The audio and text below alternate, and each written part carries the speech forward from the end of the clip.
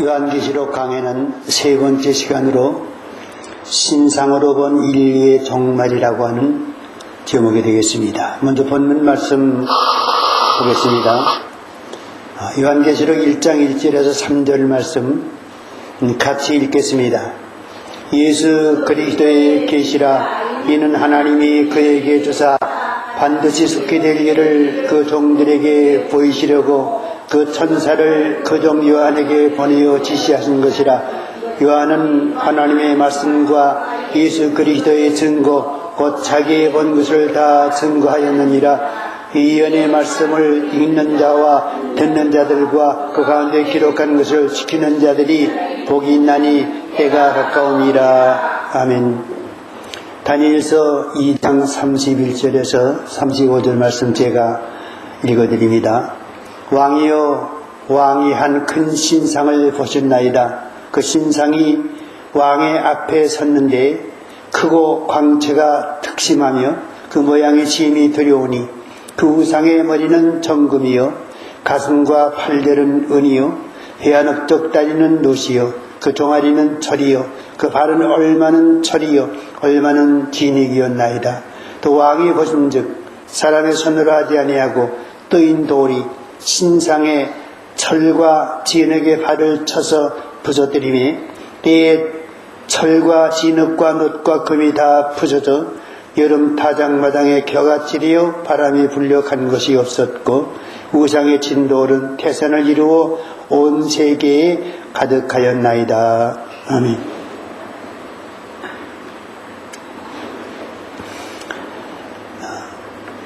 신상이라고 하는 좀 전에 읽어드린 다니엘서 2장에 나오는 말씀, 그 가운데 바벨론의 느부갓네살왕이 어느 날 밤에 꾼 꿈 이야기입니다. 이 꿈 이야기가 아주 신비해서 그 신비한 꿈을 풀지를 못했습니다. 다니엘이라고 하는 청년이 하나님의 지혜로 그 꿈을 풀었는데 그 꿈이 다니엘서의 주제가 되고 있고 이 흥미로운 이상한 꿈이 인류의 종말에 놀라운 비밀이 숨겨진 그러한 이제 꿈의 내용으로 이제 우리에게 보여줍니다. 그래서 이 꿈을 잘 해석하느냐 또 다니엘이 해석한 그 꿈을 우리가 어떻게 이해하느냐에 따라서 종말의 계시에 대한 이해력과 또 거기에 대한 정확한 우리가 판단력을 가지고 이제 올바른 해석을 이루게 되는 것입니다. 그래서 요한계시록과 다니엘서의 바로 중심 과제가 되는 핵심적인 계시의 주제가 되는 신상에 대한 풀이를 우리가 오늘 이 시간에 이제 배우면서 요한계시록과 다니엘서와의 관계를 살펴보는 가운데 우리에게 준 종말 계시의 오묘한 하나님의 비밀과 계시의 뜻을 깊이 알아보려고 하는 것입니다.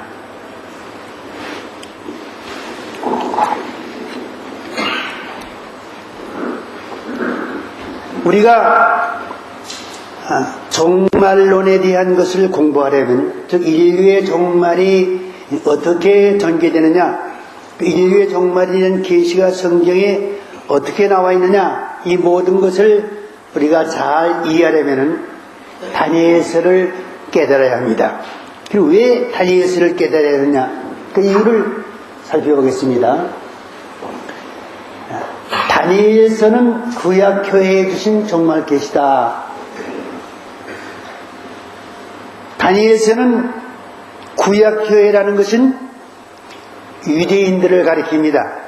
유대인들은 지금도 구약교회에 속한 사람들입니다.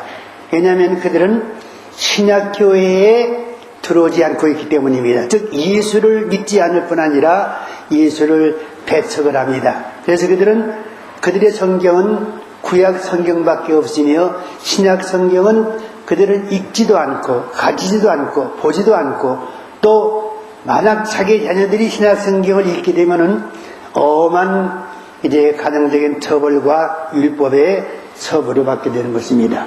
그래서 그들은 신약에 계시된 종말의 계시인 요한계시록에 대해서 캄캄합니다. 읽으려고 그러지도 않고 이해하려고 그러지도 않고 거기 또 게시된 내용을 읽어도 그들은 깨닫지 못하는 것입니다. 그럴 것이 요한계시록은 그리스도 안에서 구원받은 하나님의 백성들에게 주신 종말의 계시이기 때문에 그리스도 밖에 있는 사람, 예수를 믿지 않는 사람, 그런 사람에게는 이것이 적용되지 않고 그럴 뿐 아니라 자기들이 읽어도 깨달을 수가 없고 이해할 수도 없는 그러한 내용이 되는 것입니다. 그렇다면 이스라엘은 완전히 인류의 종말에 하나님의 심판을 받게 되느냐? 인류의 종말이 어떻게 전개되며 어떻게 우리에게 오는가? 그 종말에 우리가 또 어떻게 해야 하나님의 구원에 참여할 수 있는가 하는 것에 대한 비밀을 알아야 우리가 인류의 종말을 은혜롭게 맞이하며 또 하나님의 구원의 축복을 온전히 누릴 수가 있게 되는 것입니다.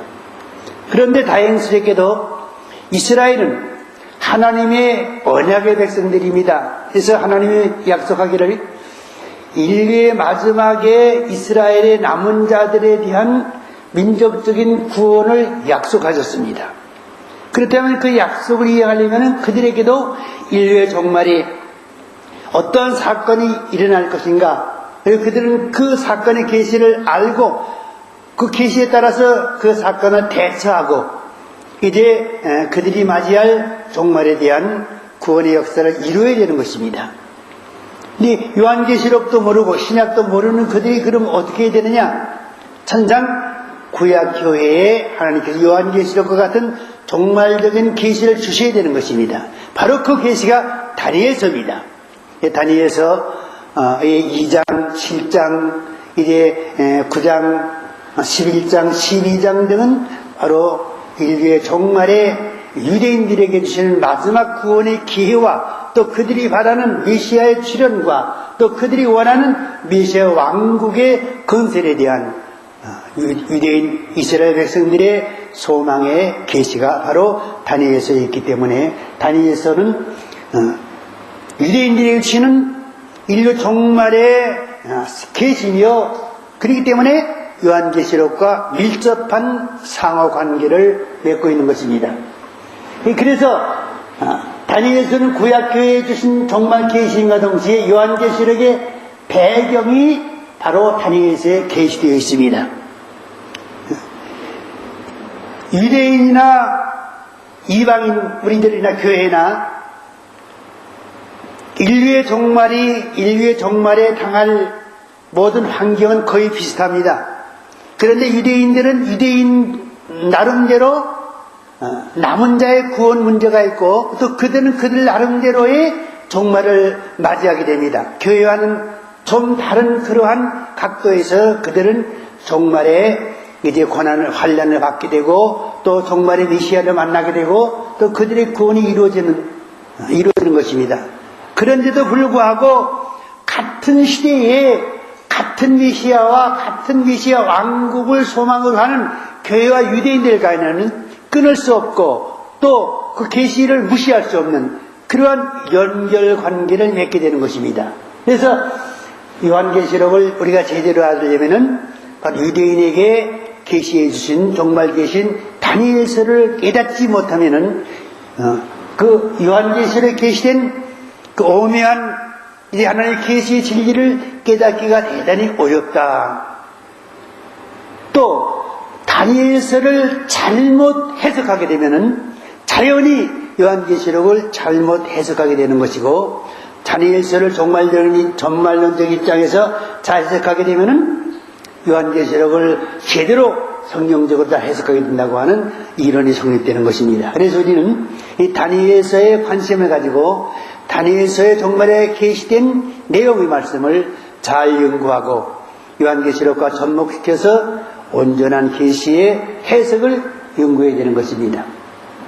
또 요한계시록에 있어서 종말론에 있어서의 가장 중요한 계시의 주체가 바로 천년왕국입니다. 이 천년왕국의 계시의 근원이 바로 다니엘서에 있습니다. 그래서 우리는 신약성경에서 천년왕국이라는 말을 이제 계시록 20장에서 우리가 한 군데서 우리가 1000년 동안 왕노릇한다고 하는 그 말만 있습니다. 그것만 가지고서는 어떻게 천년왕국을 우리가 인정할 수 있느냐 그렇게 말하지만은 그다이 천년왕국에 대한 확실한 계시가 메시아 왕국으로서 다니엘서에 여러 번 명시되어 있습니다. 그와 연결시킬 때에 천년왕국에 대한 계시의 뚜렷한 모습을 우리가 볼 수가 있습니다. 그 다음에 7년 환란의 성경도 근거 없이 다니엘서 찾을 수 있습니다. 성경에는 7년 환란이라고 하는 네 글자는 없습니다. 다만 1260일, 42달, 한때와 두때와 반때 이러한 말들이 성경 요한계시록 곳곳에 널려 있습니다. 이것을 다니엘서와 결부시켜서 다니엘서에 있는 한일의 절반과 결부시켜서 연결시킬 때에는 한일의 언약의 전반부가 1260일이요 한일의 언약의 후반부가 한때와 두때와 반때 1260일이요 이렇게 1260일이 둘로 갈라지게 됩니다. 그 둘로 갈라진 1260일, 1260일은 3년 반입니다. 그것을 합하게 되면은 7년이 되는 것입니다. 그래서 한일의 언약은 곧 7년이요. 이 7년은 곧 인류의 종말의 환란이며 요한계시록은 바로 이 7년 환란에 일어날 사건에 대한 계시인 하나님 맞습니다 하는 것을 알 수 있게 되는 것입니다. 이렇게 우리는 이제 다니엘서와 요한계시록에서 종말의 계시에 대한 그 중점적인 요소들을 끄집어내서 우리가 맥을 통해서 그렇게 연결시킬 때에 7년 환란도 뚜렷해지고 7년이라고 하는 그 기간이 한일의 언약이라는 사실과 한일의 언약을 맺은 장차 나타난 한 왕이 바로 적고 있다는 사실과 적그자 멸망받고 이 땅에 세워질 메시아 왕국이 곧 천년왕국이라는 이 놀라운 사실들을 발견하게 되는 것입니다. 그래서 우리는 더욱 확실한 믿음 가운데 서서 우리가 소망 가운데 흔들리지 않고 이 말씀을 부여잡고 주님의 재림을 소망하게 됩니다. 석그리스도의 등장 과정은 다니엘서에서만 계시되어 있습니다. 요한계시록에는 계시록 13장에서 큰 바다에서 한 짐승이 나오는 모습이 나옵니다. 머리 뿔이 열이요 이제 머리가 열이요 뿔이 7이라고 그랬나요?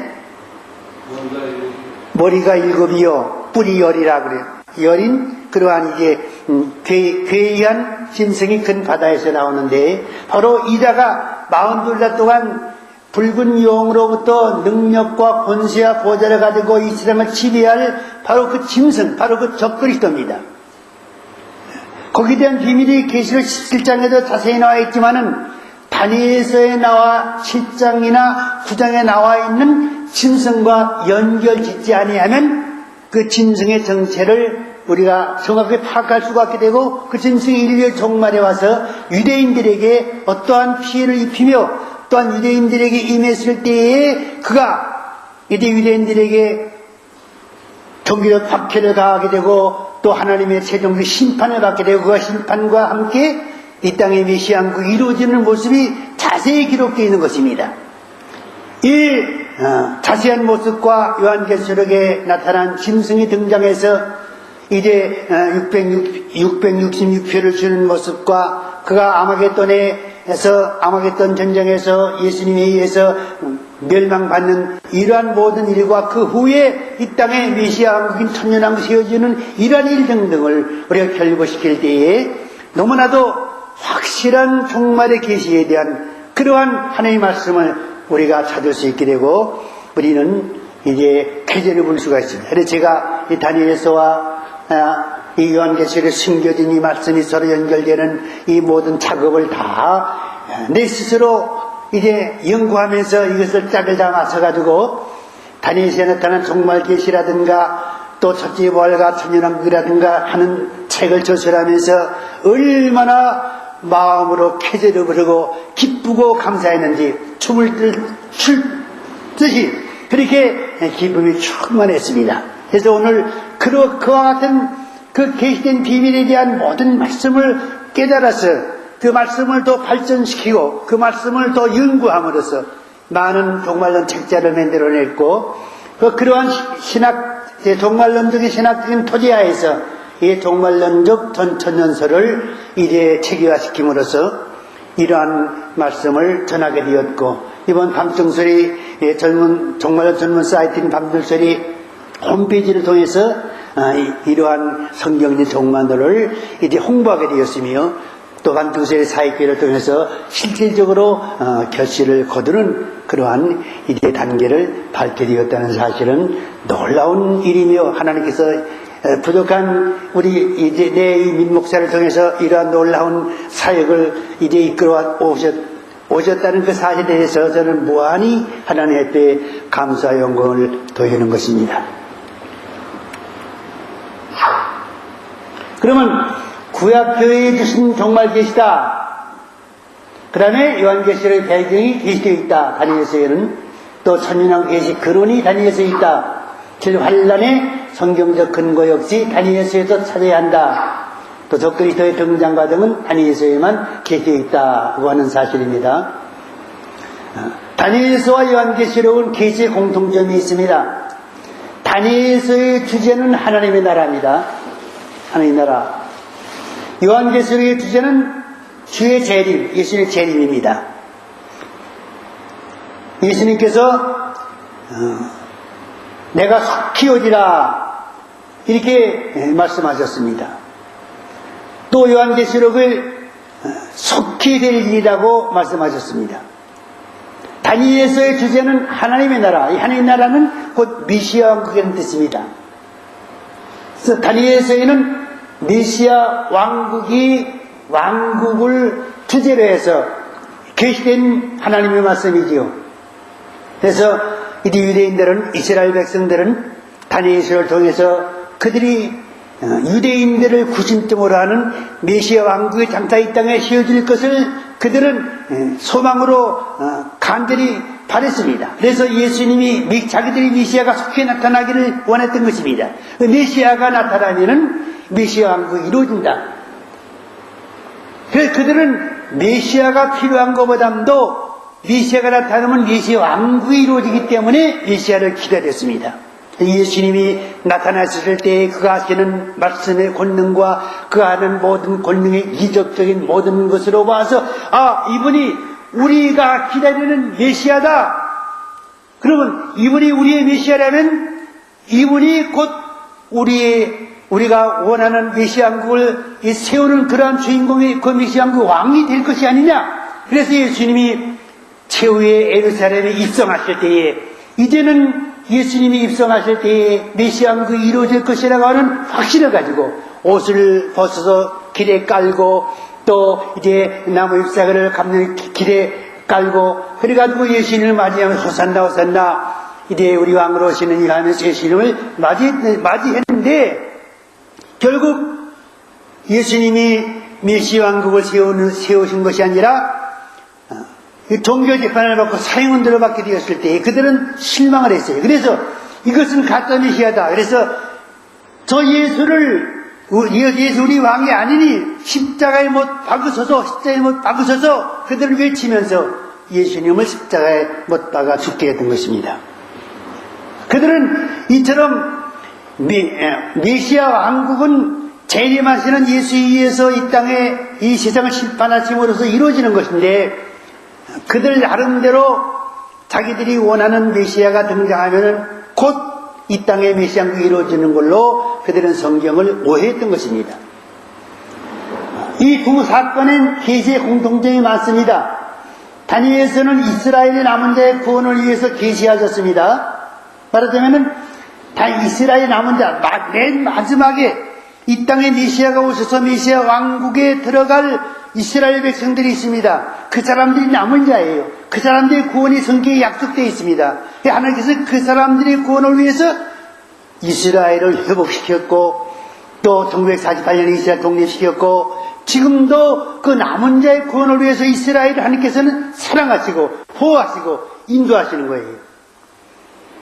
인류 종말의 모든 사건의 구심점, 핵이 되는 것이 바로 이스라엘입니다.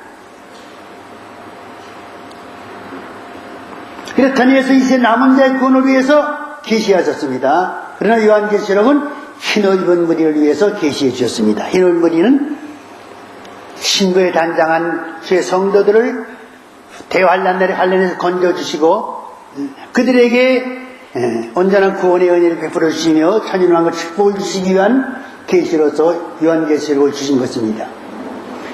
이스라엘의 남은 자를 위해서 마지막 피란처를 마련해 주셨고 또 흰옷 입은 무리들을 위해서 하나님이 주신 장막을 마련해 주셨습니다. 그래서 이스라엘의 남은 자들을 위한 예비처가 따로 있고 또 교회를 위해서 이제 하나님의 신부단장한 성도들을 위해서 환란날에 보호받을 하나님의 장막을 치신 것이 또 따로 예비처로 이제 마련되어 있습니다.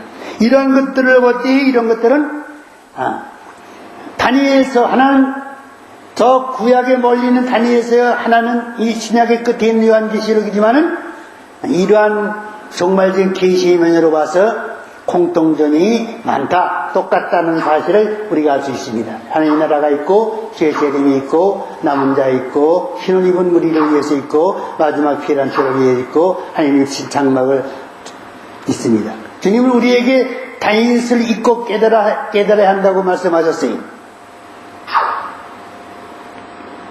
여기서 유대인들이 다니엘서를 깨닫지 못하는 이유를 잠깐 살펴보겠습니다. 다니엘에게 이제 종말에 대한 계시를 다 계시해 주신 후에 12장 마지막에 가서 뭐라 그랬냐 그러면 이 길을 봉함하라고 하셨는데 다니엘아 마지막 때까지 이 말을 간수하고 이 글을 봉함하라.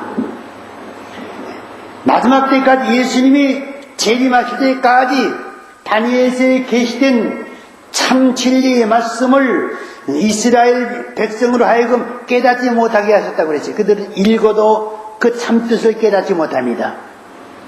다만 자기들이 메시아가 등장하면 메시아 왕국이 이루어진다고 하는 한 가지 사실만 알았지 그 나머지 거에 대해서는 그들은 소경입니다. 그래서 그들은 메시아가 오게 되면 곧 메시아 왕국이 이루어질 줄도 알고 혹시 세례 요한이 메시아가 아닌가 기대했고 또 예수님 메시아 아닌가 그렇게 기대하는 그래서 당장에 하나님 나라가 이 땅에 임할 줄로 그렇게 그들은 소망했던 것입니다. 왜냐하면 다니엘서에 계시된 참 하나님의 종말 계시를 그들은 깨닫지 못했습니다. 그들이 무식해서 깨닫지 못한 것이 아니라 하나님께서 봉함하라고 하는 명령을 내렸기 때문에 비록 열려진 책이지만은 영적으로 감추어둔 그러한 계시이기 때문에 그들은 그 계시의 내용을 정확하게 알 수가 없었습니다.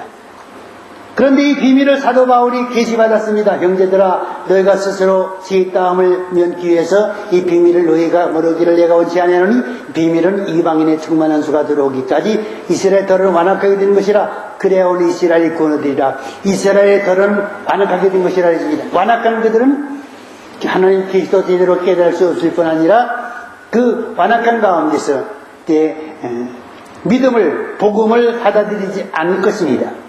그러나 마지막 이방인의 충만한 수가 채워질 때는 이스라엘이 구원을 얻는 하나님의 구원 남은 자에 대한 구원의 역사가 이루어진다는 사실을 말씀해 주십니다. 마지막 때에 예루살렘에서의 길이 개봉되는 역사가 일어나게 됩니다. 이스라엘의 남은 자들이 구원을 위해서 사명자를 보내십니다. 많은 사람을 옳은 대로 돌아오게 한 자는 별과 같이 영원토록 비치리라고 하는 말씀이 다니엘 13장 12장 3절에 있어요. 이스라엘 백성들은 두 증인의 살기에서 회개하지 않습니다. 그들은 두 증인이 역사하는 것은 이제 그들의 메시아를 전하는 것이 아니라 이제 하나님의 교회에 주신 하나님 말씀을 전하기 때문에 그들에게는 통용되지 않습니다.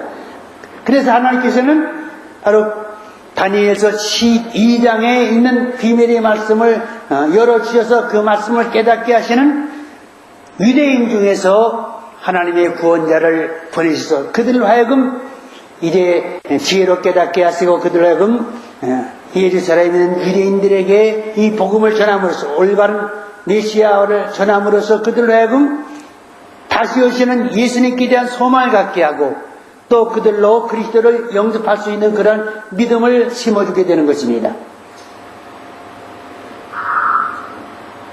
그러면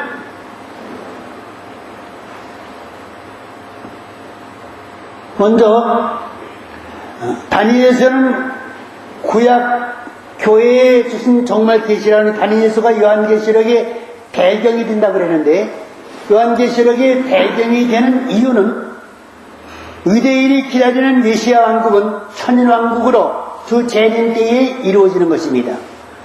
즉 유대인이 기다리는 메시아 왕국과 우리가 기다리는 천인왕국은 다른 나라가 아니라 같은 나라입니다. 같은 그리스도의 나라입니다. 이들은 예수를 믿지 않기 때문에 그들의 메시아를 기다리기 때문에 메시아 왕국이라고 했고, 우리는 예수를 믿는 사람이기 때문에 그리스도와 더불어 천년 동안 왕노릇한다고 하는 말씀에 근거해서 천년 왕국이라고 부르는 것입니다. 그러나 이것이 같은 천년 왕국으로서 왕국 백성들도 똑같이 그리스도 안에서 구원받은 그러한 유대인과 이방인들이 되는 것입니다. 그때 예수님의 재림 때에 이 나라가 이루어집니다. 그래서 이제 다니엘서가 요한계시록에 배경이 된다고 그랬습니다. 다니엘서에 나오는 메시아 왕국 계시는 주 재림 시에 성취될 사건이다. 즉 유대인들은 지금도 그들의 메시아를 기다리는 것은 메시아가 나타날 때의 메시아 왕국이 이루어진다고 하는 사실. 그러면 온 세계가 바로 유대인의 영역 안에 들어와서 유대인의 지배를 받는 그러한 나라가 될 줄로 그들은 생각하는 것입니다.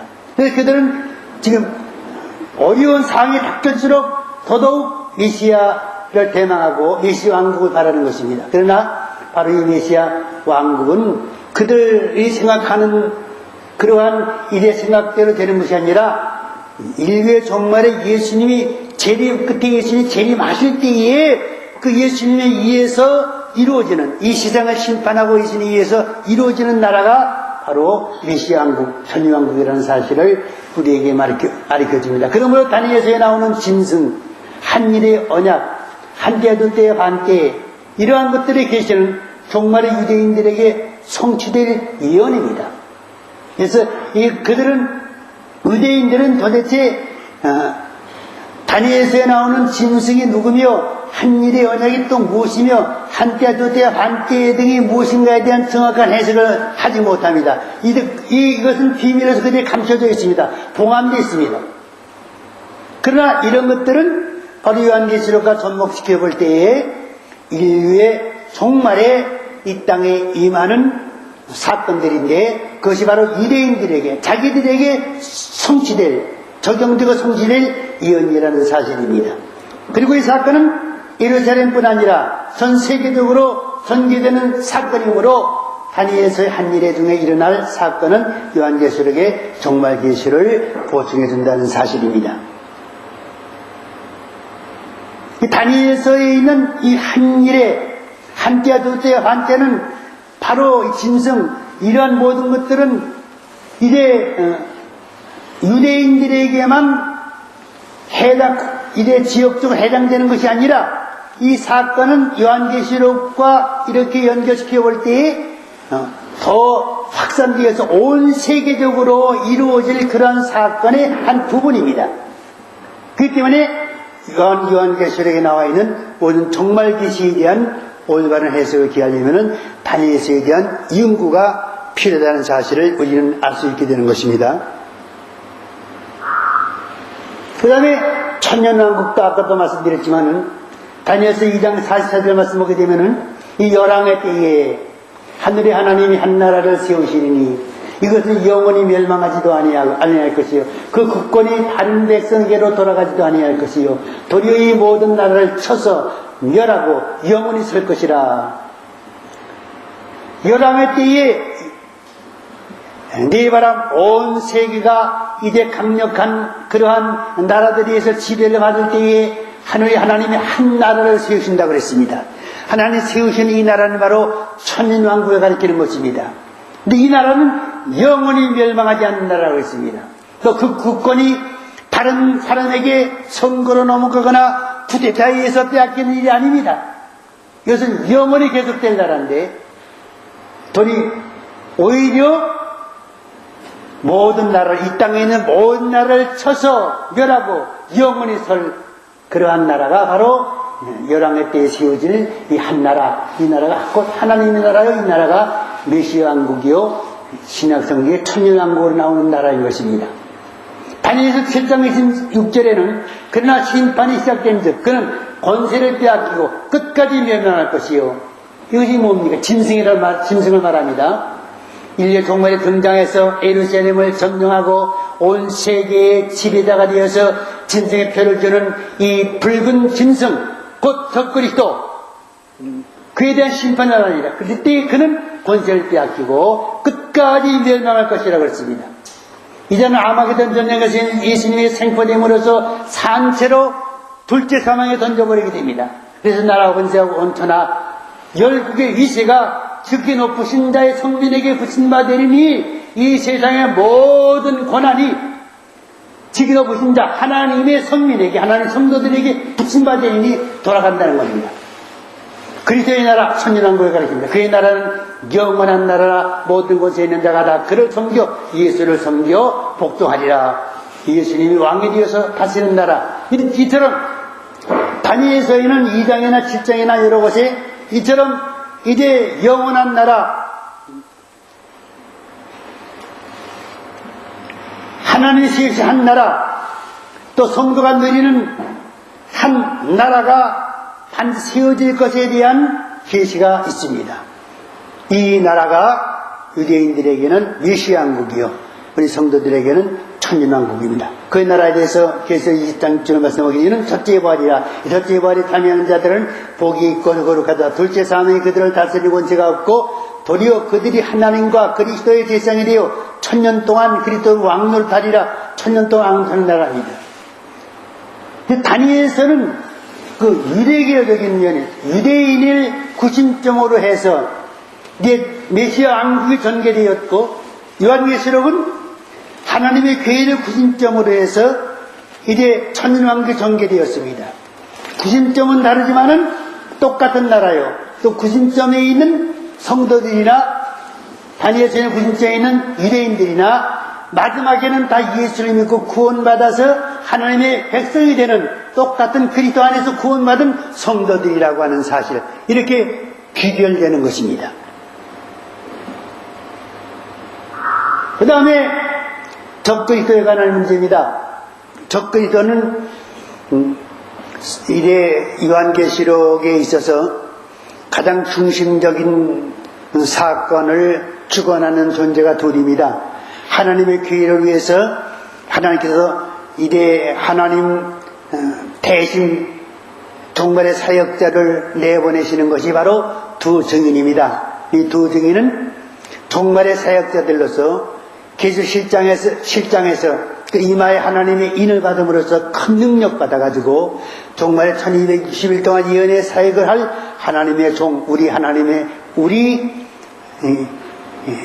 하나님의 종들이라고 하는 그러한 대상이 14만 4천 명을 가리키는 것입니다. 이 하나님 편에서는 이 14만 4천 명을 내보내가지고 하나님의 권능을 받아가지고 하나님의 백성들을 적그리스도에 넘겨주지 아니하고 그들의 세상을 이래 짓밟고 교회를 핍박할 때 하나님께서 그들을 통해서 보호를 받게 하시고, 또한 그들을 하여금 신부 단장을 갖춤으로써 예배처에서 하나님의 보호를 받게 하십니다. 또 하나의 존재는 바로 짐승입니다. 짐승은 마귀의 능력과 권세와 보좌를 받아가지고 이 땅을 만들 땅을 지배합니다. 지배할 때 그는 자기가 신으로 자기를 우상화시키고 자기에게 경배하지 않는 자를 모두 죽이며, 또한 경배하는 자에게는 짐승의 표인 666표를 찍어준다고 그랬습니다. 그것은 사망의 표입니다. 지옥에 들어가는 티켓입니다. 그것을 받으면 다 둘째 사망에 들어갈 수밖에 없는 것입니다.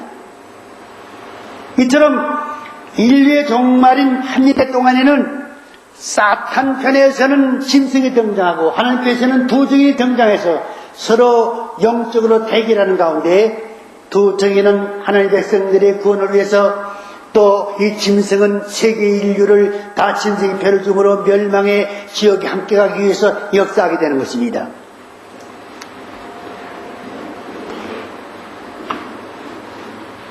그것이 바로 짐승이에요. 이 짐승의 존재는 다니엘서나 요한계시록이나 절대적인 존재로 군임하는 것입니다. 그가 이스라엘 백성들을 한때야 두때야 반때인 후 3년간을 지배하게 되고 종교적으로 핍박을 가하게 되고 예루살렘을 침범하기 때문에 이스라엘 백성들에게는 인류의 종말의 이 적그리스도 짐승의 존재가 아주 무서운 그런 존재로서 대리되는 것입니다. 이방 사회에는 바로 그자가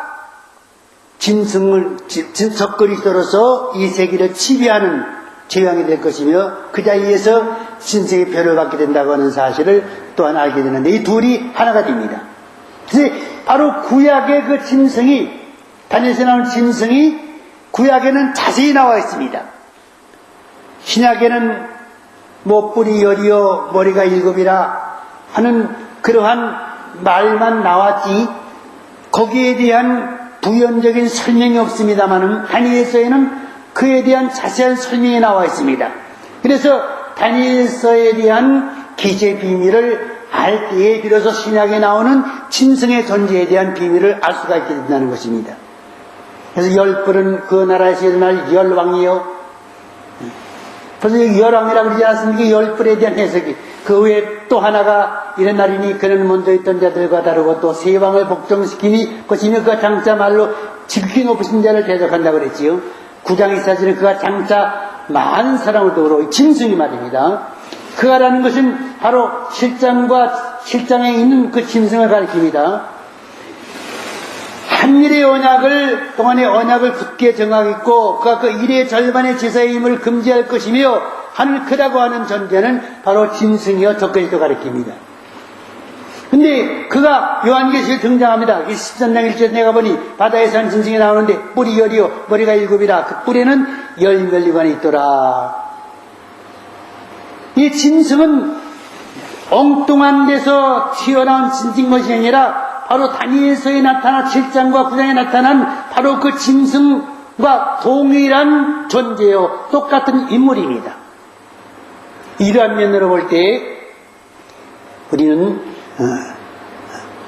다니엘서에 읽을 대상과 요한계시록에 있는 대상만 달릴 뿐이지 거기서 전개되는 종말의 계시는 지극히 동일하다.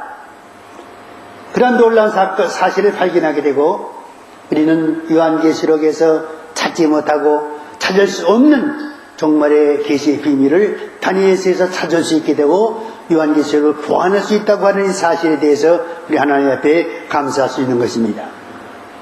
그 다음에 하나님의 나라와 주님의 재림은 두 가지 사건이지만 하나다. 하나님의 나라거든요. 다니엘서의 주제는 하나님의 나라입니다. 요한계시록의 주제는 뭐라고 그랬어요? 예수님의 재림이지요. 얘는 예수님의 재림이면 곧 하나님의 나라가 이 땅에 메시아왕국이 천년왕국이 이루어지기 때문에 같은 말이에요. 예수님의 재림이나. 그래서 다니엘서의 주제 하나님의 나라는 바로 하나님의 나라가 이루어지려면은 메시아가 등장하기 때문에 같은 말입니다. 그래서 하나님의 나라와 주의 재림은 두 가지 사건이지만 하나다. 다니엘서의 하나님의 나라, 그 메시아왕국은 나라와 권세와 온 천하 열구이세가 지극히 높으신 자의 성령이 붙은 바 되리니 그의 나라는 영원한 나라이라 모든 권세에 있는 자가 다 그를 섬겨 복종하리라. 이것이 다니엘서 7장에 나와 있는 메시아왕국 하나님의 나라입니다. 그러나 요한계시록 11장에 뭐라고 나왔어요? 그리스도의 재림으로 이 나라가 이루어지는데 일곱째 천사가 나팔을 불며 하늘의 큰 음성이 있어 가로되 세상 나라가 우리 주와 그 그리스도의 나라가 되어 그가 세세토록 왕노릇하리로다. 여기서 세상 나라 온 세계입니다. 여기서 역시 온 세계를 가리킵니다. 근데 우리 주와 그 그리스도의 나라, 이 우리와 그 그리스도의 나라가 바로 여기서 유대인들이 말하는 그의 나라는 영원한 나라라 라고 하는 바로 영원한 나라가 바로 이 그리스도의 나라인 것입니다. 그래서 요한계시록 11장에 있는 그리스도의 나라와 7장에 있는 영원한 나라는 같은 나라예요. 이것을 알 때 우리는 다니엘서의 비밀의 문을 열 수가 있어요. 이것을 깨닫지 못하는 사람이요 지금도 다니엘서의 하나님 나라가 교회로 해서 신학적인 교회로 해석해요. 이 때문에 다니엘서에 있는 모든 종말적인 계시가 완전히 무너져 버리고 맙니다.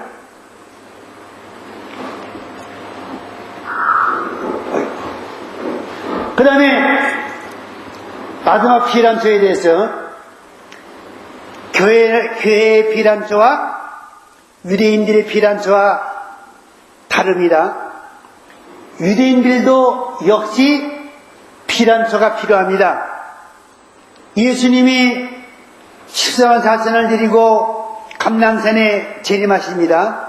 그럴 때 감람산이 동서로 갈라져서 아셀까지 골짜가 미치게 될 때 예루살렘에 있는 모든 유대인들의 남은 자들이 이제 하나님의 말씀을 듣고 지혜로운 자의 이제 그 두 증인과 같은 그런 역할의 말씀을 듣고 그날이 그 산으로 도망하게 됩니다. 그 도망하는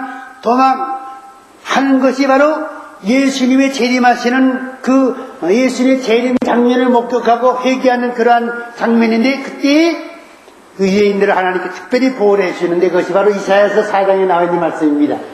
시온에 남아있는 자, 예루살렘에 머물러 있는 자, 곧 예루살렘에 있어 생존한 자 중 농명된 모든 사람을 거룩하다 칭하거니라. 이 말 70일째가 이루어질 때에 그들이 마지막 구원을 받는 그러한 형편이에요. 이것이 스가랴서 10장에서는 그들이 찌른 바 그를 바라 예수를 바라보고 통회하기를 큰아들이 죽은 어머니의 동안같이 애통하는 회개 역사가 성령으로 말미암아 이루어지는 그러한 이스라엘의 민족적인 회개가 있다고 그랬어요. 바로 그것을 말합니다.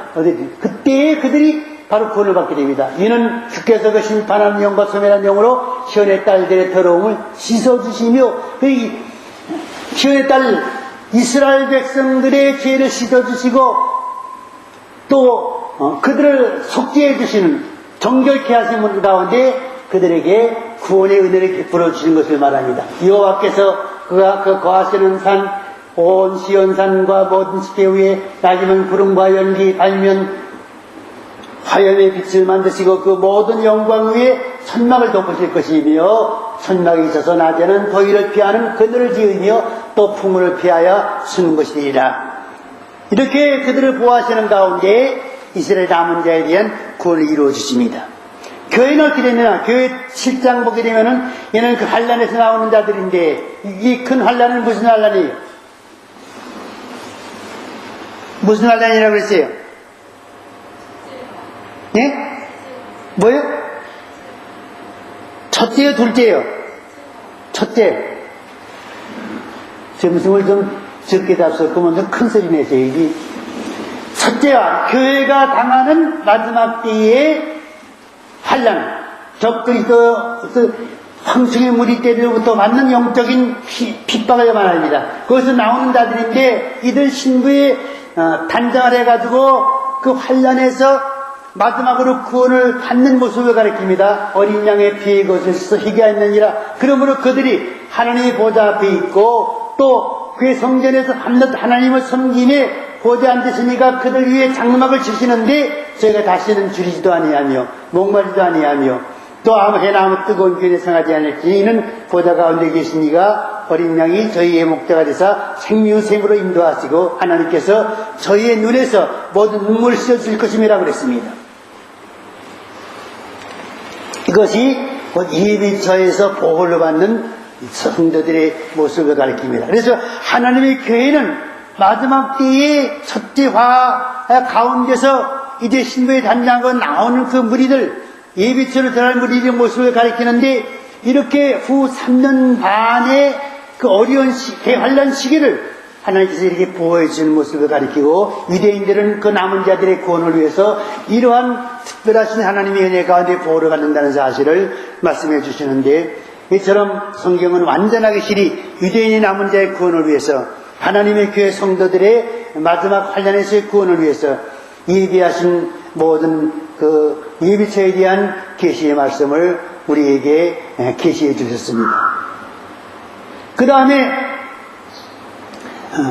예수님이 우리에게 읽고 깨달으라 다니엘 읽고 깨달으라 그러는데 마태복음 24장 보게 되면 그러므로 너희가 쓴 다니엘이 말한 바 다니엘이 말했다 그랬죠. 이 다니엘 소문아 멸망에 가득한 것이 거룩한 성거지에 보거든 멸망에 가득한 것이 짐승을 말합니다. 거룩한 거 하나는 예루살렘 성전 말합니다. 읽는 자는 깨달을진도 읽는 자는 깨달으라고 했습니다. 다니엘서를 읽을 때에는 그 안에 있는 것을 깨달으라. 그때 유대에 있는 자들은, 깨닫는 자들은 어떻게 됐느냐? 유대에 있는 자들은 산으로 도망할지어다. 산은 무슨 산이에요? 아셀까지 미친 골짜기를 가리킵니다. 지붕에 있는 자는 그때 집안에 있는 물건 가지러 내려가지 말고, 밭에 있는 자들은 그들 가지러 뒤로를 기지 말지어다. 그날에는 아이된 자들과 젖먹이 있는 자들에게 화가 있으리니 이스라엘 너희에게 도망하는 일이 교회를 안식일이 되지 않도록 기도하라. 이는 그때의 그날날이 있겠습니다. 이들이 안식일에 일은 있으면 곤란합니다. 아직까지 예수를 믿지 않기 때문에 이 사람들은 안식일을 지키는 사람들이에요. 우리가 10여 년 전에 이제 예루살렘에 갔을 때에 안식일에 나가보니까는요, 그들의 안식일은 우리가 말하는 토요일입니다.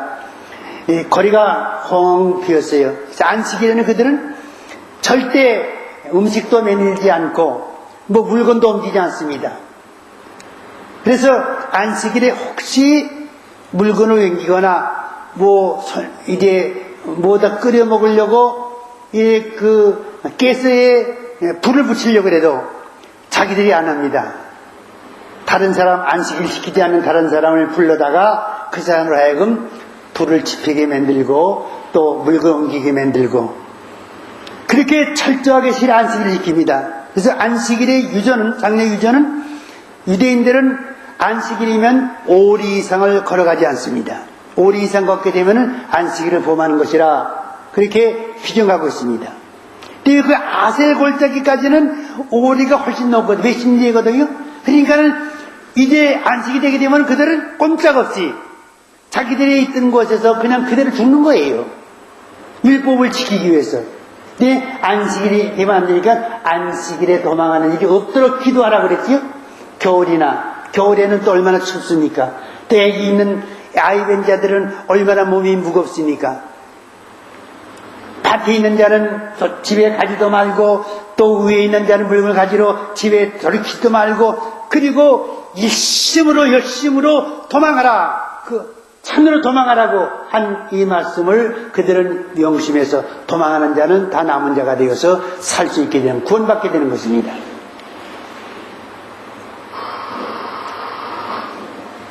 그 시간이 굉장히 많이 지났는데, 그리고 모든 성경적 정말 저는 다니엘서 2장의 신상의 계시가 뿌리가 된다고 그랬는데, 다니엘서 2장에서 아까 잠깐 읽어드렸지요. 왕이여 왕의 큰 신상을 보셨나이다. 그 신상의 왕의 앞에 섰는데 그것과 함께 득심하며 그 모양의 심이 두려우니 그 우상의 머리는 정금이요 가슴과 팔들은 은이요 너 대안으로 긋다리는 옷이요 그 종아리는 철이요 그 발은 얼마는 철이요 얼마는 진액이었나이다. 또 왕이 오신즉 사람이 손으로 하지 아니하고 또 인돌이 신상의 철과 진액에 발을 쳐서 부서뜨리네. 때에 철과 진흙과 녹과 은과 금이 다 부서져 여름 다장마당에 겨같이 되어 바람이 불려 간 것이 없었고 우상의 진돌은 태산을 이루어 온 세계에 가득했다고 그랬습니다. 여기서 머리는 정금이라고 그랬죠? 우상, 이런 우상인지 저런 우상인지 잘 모릅니다만은 하여튼 좀 무서운 우상을 이제 어디 있는 것을 하나 찍어가지고 여기다 넣었습니다. 그래서 머리는 정금이요 한 그 정금은 바로 제1제국으로서 바벨론을 가리킵니다. 그래서 머리 정금인 바벨론을 가리킵니다. 그 다음에 가슴과 팔들은 은이요 그랬습니다. 이 가슴과의 팔입니다. 이것은 은이라고 그랬습니다. 이거는 제2제국으로서 바벨론을 멸망시킨 메디베사를 가리킵니다. 그리고 인류 역사가 내려오는 거예요. 머리인 바벨론이 흥해가지고 또 한 나라는 영원히 서지 못합니다. 메디베사에 의해서 바벨론이 멸망받았습니다. 또 메디베사 역시 영원히 가지 못합니다. 그 다음에 배와 넓적다리는 놋이요. 이 배와 넓적다리를 가리킵니다. 이거 놋이라고 했습니다. 놋은 바로 헬라를 가리킵니다. 그래서 이 제3제국까지 왔습니다, 이제. 그 다음에 종아리가 있습니다. 이 종아리는 철종아리인데 이것은 아주 강력한 나라란 말입니다. 로마가 얼마나 강력한 나라였습니까? 이 로마 제국을 가리킵니다.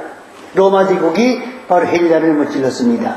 그래가지고 제국이 바벨론, 메디베사, 헬라, 로마 이렇게 4제국이 거쳤고 이제 마지막 한 제국이 남았는데 이 제국의 마지막에 들어서는 것이 곧 유대인들이 기다리는 메시아 왕국이요, 이때의 메시아 왕국을 세우는 인물이 바로 그들이 기다리는 메시아입니다. 그 발은 얼마는 철이 얼마는 진이겠나이다. 그래서 이 발이 바로 인류의 마지막에 등장할 짐승입니다. 짐승 정권이에요. 42달 동안 이 세계를 제패할 짐승 정권입니다. 근데 여기와 여기와는 거리가 굉장히 멉니다. 그래서 이걸 한번 보겠습니다. 어떻게 됐는가. 바벨론, 머리와 정금이 이제 사라졌죠, 역사에서요. 그 다음에 가슴과 팔, 이건 헬라라고 했죠? 이것도 사라졌지요? 그 다음에 해안업적다리, 그래서 헬라라고 했습니다. 이것도 역사에 사라졌지요? 그 다음에 철종아리지요? 철종아리 로마라고 그랬지요? 이것도 사라졌어요. 이제 역사의 무대에서 네 제국은 다 사라져버리고 말았습니다. 그래서 우상 중에 마지막 한 제국인 10발가락만 남았습니다. 그 얼마는 철이 얼마는 진이겠나이다 하는 10발가락입니다. 근데 10발가락이 남았을 때에 무슨 일이 있느냐? 계시록 다니엘서 있는 말씀은 이제 사람의 손으로 하지 아니하고 또 인돌이 신성의 철과 진흙의 발을 쳐서 부서뜨림에 때에 철과 진흙과 녹과 은과 금이 다 부서지고 여름 타작마다 겨가 되어 바람이 불려간 것이 없었다는 그러한 말씀이 나오고, 이것이 뜨인 돌인데 바로 여기에 이 돌이 뜨인 돌인데 누가복음에서 예수님이 흔적되어 버린 돌이 모퉁이에 머릿돌이 되었느니라. 하니 어찌미뇨 무릇 이 돌 위에 떨어지는 자는 깨어지겠고 이 돌이 사람 위에 떨어지면 저를 가루로 만든다고 그랬습니다. 이 뜨인 돌의 심판 역사가 바로 계시록 19장에서 예수님이 아마겟돈에 재림하셔서 입의 검으로 짐승의 군대와 싸우는 모습으로 나오고, 이 마지막 짐승 정권이 완전히 짐승과 함께 몰락하는 모습을 보입니다. 여름 타작만에 귀가하신다 그랬지요? 인류의 마지막에 이 지구가 불의 심판으로서 완전히 불에 타서 소멸해 버리고 맙니다. 그 심판이 몇 번째 대도 심판이에요? 7번째 대도 심판입니다. 지구의 폭발입니다.